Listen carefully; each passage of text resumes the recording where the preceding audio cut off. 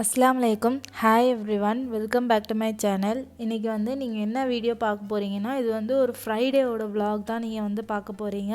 அன்றைக்கி நான் ஈவினிங் ஸ்நாக்ஸுக்கு என்ன செஞ்சுருந்தேன் அப்படின்ட்டும், மறுநாள் நெக்ஸ்ட் டேக்கு ஆஃபீஸுக்காண்டி என்ன லன்ச் செஞ்சுருந்தேங்கிறத தான் இன்றைக்கி நீங்கள் பார்க்க போகிறீங்க.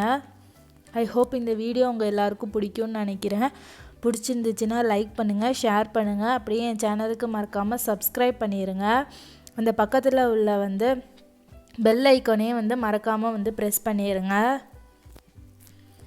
இன்றைக்கி ஃப்ரைடே லைட்டாக இங்கே மழை பெஞ்சிருந்துச்சு. அதனால் சரி உங்களுக்கெலாம் கொஞ்சம் காட்டலாம் கிளைமேட் எப்படி இருக்குது அப்படின்னு சொல்லிட்டு ஒரு சின்ன கிளிப்பு எடுத்திருந்தேன். இது ஈவினிங் ஷாப்பிங் போனப்போ எடுத்தது. நான் எப்போதும் ஷாப்பிங் போகிறதே தானே காமிச்சிட்டு இருக்கோன்னு சொல்லிவிட்டு இந்த டைம் நான் ஷாப்பிங் போகிறத நான் வீடியோ எடுக்கலை. அதனால் சரி உங்களுக்காண்டி ரெசிபீஸ் தான் இந்த தடவை காட்ட போகிறேன். பார்த்து என்ஜாய் பண்ணுங்கள். இது மீட்டை நல்லா மின்ஸ் பண்ணி வச்சுருக்கேன். இது சிக்கன் எடுத்திருக்கேன்.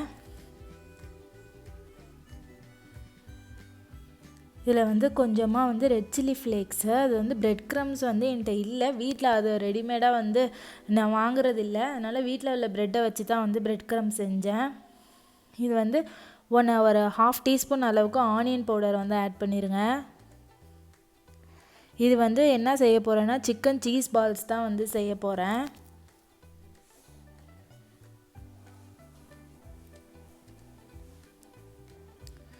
இது ஒரு 1/2 டீஸ்பூன் கார்லிக் பவுடர். உங்களுக்கு கார்லிக் பவுடரோட ஸ்மெல் நிறையா வேணும்னா நீங்கள் எக்ஸ்ட்ராவும் ஆட் பண்ணிக்கலாம்.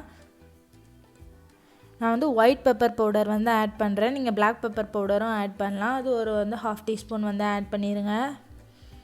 உங்களுக்கு தேவையான அளவுக்கு சால்ட் ஆட் பண்ணிக்கோங்க. அப்புறமா 1 டேபிள் ஸ்பூன் அளவுக்கு ஆயில் ஆட் பண்ணிடுங்க. நல்லா மிக்ஸ் பண்ணி வச்சுருங்க.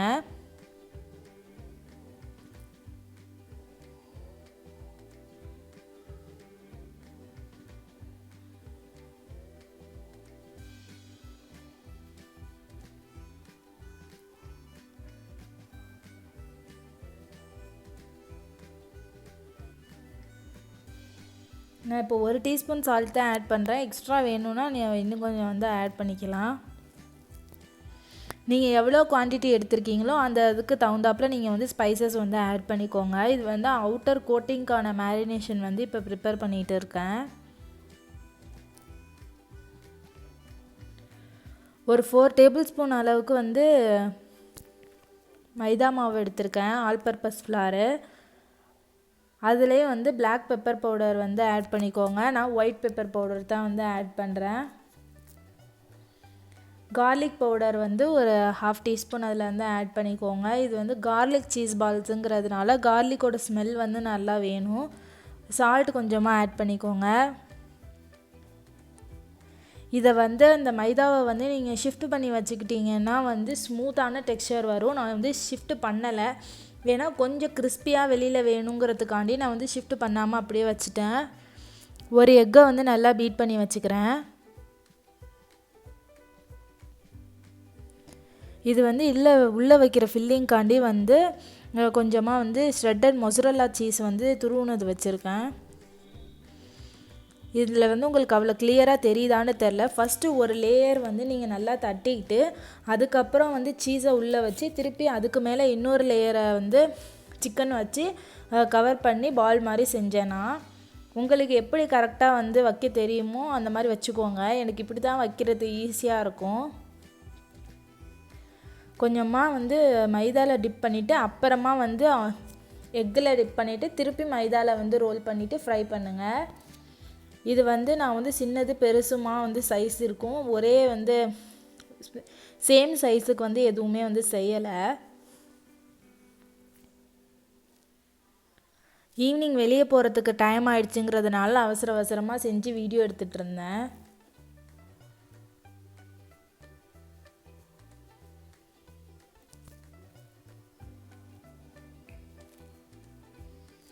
எப்போதுமே நாங்கள் தேர்ஸ்டே ஃப்ரைடே தான் ஷாப்பிங் போவோம். தேர்ஸ்டே போவேன் மேக்ஸிமம். போயிட்டு அங்கே வாங்க வேண்டிய ஜாமான், வீட்டுக்குள்ளே மளிகை ஜாமான் எல்லாத்தையும் தேர்ஸ்டேவே வாங்கிடுவேன். 1-2 ஏதாவது விட்டு போயிடுச்சுன்னா தான் ஃப்ரைடே வாங்குவேன். ஃப்ரைடே வந்து மேக்ஸிமம் நான் வந்து இந்த சிட்டியை விட்டு வெளியே போக மாட்டோம். சிட்டியில் பக்கத்துலேயே தான் சும்மா ரவுண்ட் அடிச்சிட்டு இருப்போம். தேர்ஸ்டே தான் வந்து அந்த அபஹாக்கு போயிட்டு வருவோம்.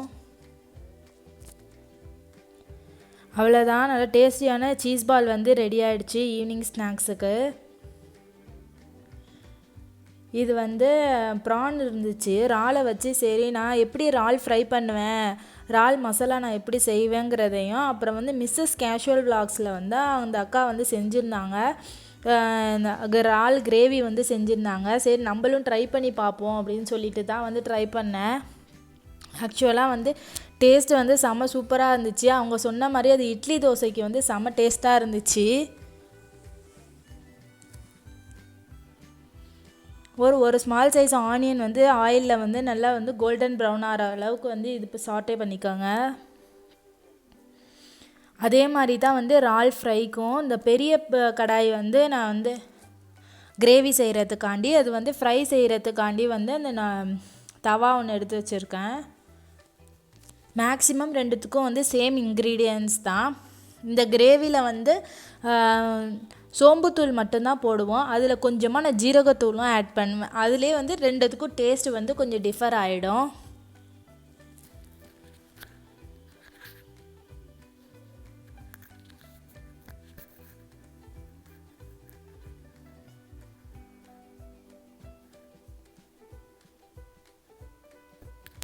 வெங்காயம் வந்து நல்லா வதங்குறதுக்காண்டி கொஞ்சமாக வந்து உப்பு ஆட் பண்ணியிருக்கேன். இதில் வந்து பச்சை மிளகாய் வந்து கட் பண்ணி ஆட் பண்ணியிருக்கேன். உங்களுக்கு டேஸ்ட்டுக்கு தகுந்தாப்பில் வந்து நீங்கள் பச்சை மிளகாய் வந்து இன்னும் ஒன்று கூட ஆட் பண்ணிக்கலாம்.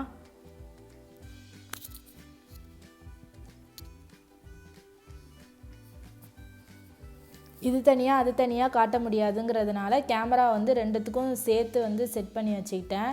இதில் வந்து ஒரு டொமேட்டோ வந்து எடுத்திருக்கேன். எந்த அளவுக்கு வெங்காயம் எடுக்கிறீங்களோ அந்த அளவுக்கு தக்காளி எடுத்துக்கோங்க. இந்த 2 ரெசிபியும் செஞ்சு முடிக்கிறதுக்கு எனக்கு வந்து ஒன்லி 1/2 hour தான் ஆச்சு. அதுக்கு மேலெலாம் வந்து டைமே ஆகலை.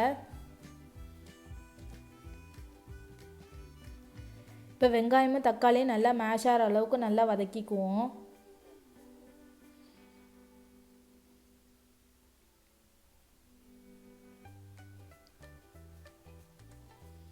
கொஞ்சமாக மஞ்சத்தூள் ஆட் பண்ணுறேன் ரெண்டுத்துலேயுமே.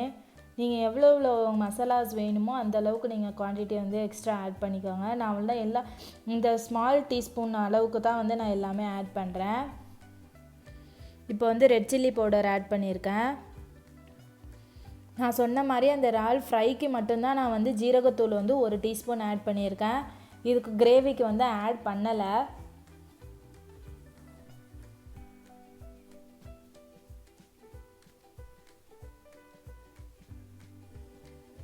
இதில் சோம்புத்தூள் வந்து அதில் வந்து 1/2 டீஸ்பூனு, இதில் வந்து 1 டீஸ்பூன் அளவுக்கு, 1 டீஸ்பூன் கூட இருக்காது, 1/2 கொஞ்சம் அதிகமாக வந்து ஆட் பண்ணேன்.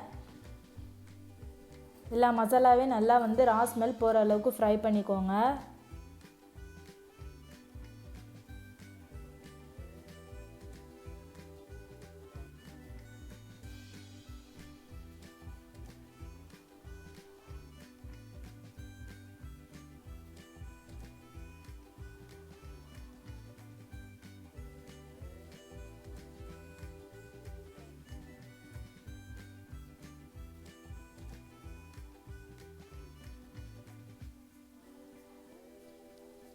ஃப்ரைக்கு தான் கொஞ்சம் வந்து அதிகமாக வந்து இறால் வந்து ஆட் பண்ணியிருக்கேன். ஏன்னா எங்கள் வீட்டில் வந்து அந்த சிக்கன் அந்த ப்ரான் மசாலா தான் வந்து எல்லாருக்கும் வந்து ரொம்ப பிடிக்கும். அதனால் வந்து அதுதான் வந்து கொஞ்சம் எக்ஸ்ட்ரா வந்து நிறையா இறால் வச்சு செஞ்சேன். ஏன்னா மறுநாள் எங்கள் ஹஸ்பண்டுக்கு ஆஃபீஸுக்கு வேறு கொடுத்து விடணும். அங்கே ஆஃபீஸ்லேயும் வந்து எல்லோரும் நல்லா சாப்பிடுவாங்க அப்படின்னு சொல்லிவிட்டு அவங்களுக்காண்டி சேர்த்து தான் செஞ்சேன். எனக்கு வந்து ப்ரான் வந்து அவ்வளோதுக்காக ஒத்துக்காது. ஆனால் வந்து ப்ரான் வந்து ரொம்ப பிடிக்கும். மேரேஜுக்கு அப்புறம் தான் வந்து ப்ரான் வந்து ரொம்ப ஒத்துக்காமல் போயிடுச்சு. இங்கே சவுதிக்கு வந்ததுக்கப்புறம் நானே தனியாக பண்ணி நானே செஞ்சதுனால அப்படி ஆயிடுச்சா என்னான்னு தெரியல. ப்ரான் சாப்பிட்டா அந்த கையெல்லாம் வந்து கொஞ்சம் அரிக்க ஆரம்பிச்சிடும்.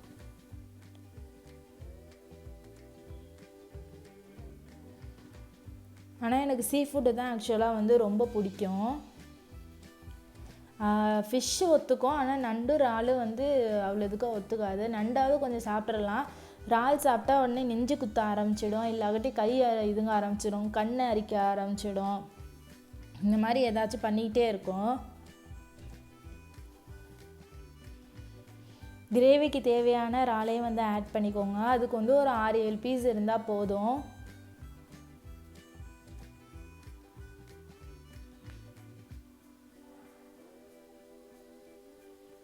உங்களுக்கு வேணுங்கிற அளவுக்கு இது தண்ணியை ஊற்றிக்கோங்க. ஏன்னா நம்ம ஊர் இறாலில் வந்து தண்ணி வந்து அதுவாக விடும்.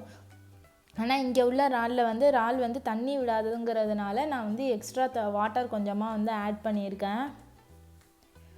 அந்த ஃப்ரையில் வந்து ஒரு 1/2 கப் வாட்டர் ஆட் பண்ணியிருப்பேன். அது நல்லா சுண்டி மசாலா மாதிரி வர அளவுக்கு அதை நம்ம இது பண்ணிக்கணும். இதில் வந்து ப்ரானுக்கு வந்து 1.5 கப்பு வந்து வாட்டர் வந்து ஆட் பண்ணியிருக்கேன்.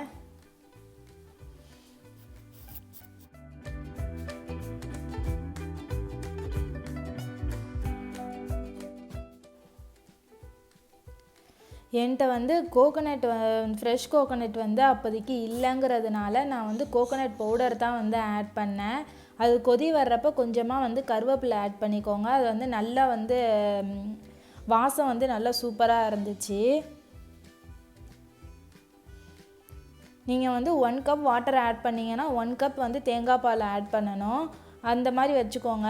ஏன்னா வாட்டரை நிறையா ஆட் பண்ணிட்டோன்னா ரொம்ப தண்ணியாக போயிடும் வந்து கிரேவி. அதனால் நீங்கள் வந்து வாட்டரை கொஞ்சம் கம்மியாக ஆட் பண்ணிவிட்டு கோகோனட் மில்க்கை வந்து கொஞ்சம் நிறையா ஆட் பண்ணிக்கோங்க. நான் வந்து பவுடர் ஆட் பண்ணுறதுங்கிறதுனால டேரெக்டாகவே வந்து ஒரு 1.5 கப் வந்து வாட்டர் ஆட் பண்ணிட்டேன்.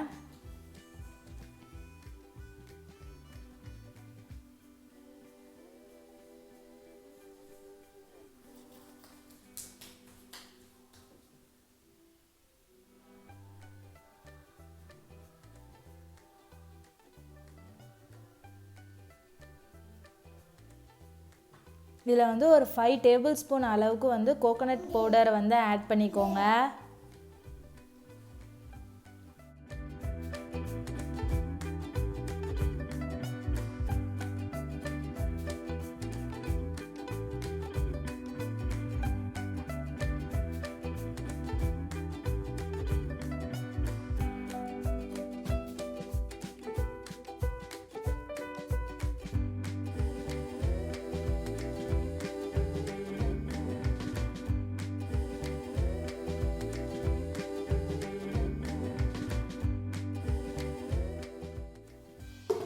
அந்த வந்து ப்ரான் ஃப்ரை வந்து ரெடி ஆகிடுச்சு. அதில் கடைசியாக வந்து கொஞ்சமாக மல்லிக்கீரை வந்து தூவிடுங்க. அந்த மாதிரி வந்து இது நல்லா கொதி வந்து இறால் வெந்ததுக்கப்புறம் இதிலே வந்து மல்லிக்கீரை தூவி நம்ம வந்து ஸ்டவ் ஆஃப் பண்ணிடலாம். அவ்வளோதான், இந்த கிரேவியும் வந்து ரெடி ஆகிடுச்சு. நான் வந்து சும்மா சொல்லணும்னு சொல்கிறதுலேருந்து இல்லை, ஆக்சுவலாக இது வந்து ரொம்ப டேஸ்ட்டாக இருந்துச்சு. நீங்கள் கண்டிப்பாக இட்லி தோசைக்கெலாம் வச்சு சாப்பிட்டு பாருங்கள், செம்ம டேஸ்ட்டாக இருந்துச்சு. அவ்வளோதான் எனக்கு வீடியோ. இந்த வீடியோ உங்களுக்கு எல்லாருக்கும் பிடிச்சிருக்கும்னு நினைக்கிறேன். பிடிச்சிருந்துச்சுன்னா லைக் பண்ணுங்கள், ஷேர் பண்ணுங்கள், அப்படியே என் சேனலுக்கு மறக்காமல் சப்ஸ்கிரைப் பண்ணிடுங்க. தேங்க்ஸ் ஃபார் வாட்சிங். பாய் எவ்ரிவன்.